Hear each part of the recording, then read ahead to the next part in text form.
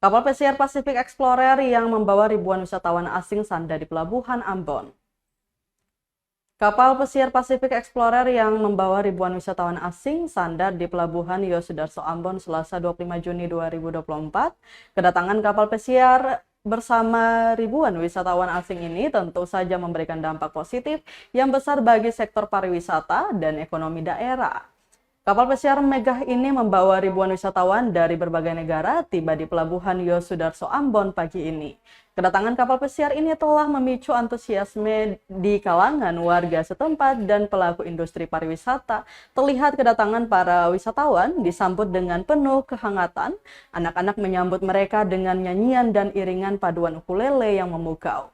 Selain sebagai momen penyambutan, kedatangan para wisatawan ini juga menjadi kesempatan untuk memperkenalkan produk-produk UMKM lokal Maluku. Di antaranya batik khas Ambon, tenun pakaian khas Ambon, ukiran pahatan, dan berbagai produk lainnya dipamerkan dengan bangga. Wisatawan pun antusias membeli produk-produk tersebut sebagai buah tangan khas Ambon. Sebagai upaya untuk meningkatkan kenyamanan, Pelabuhan Ambon juga menyediakan layanan penukaran uang rupiah di lokasi. Diketahui Tribuners kapal pesiar Pacific Explorer akan kembali berangkat dari Pelabuhan Yosudarso Ambon pada pukul 4 sore dan melanjutkan perjalanan mereka.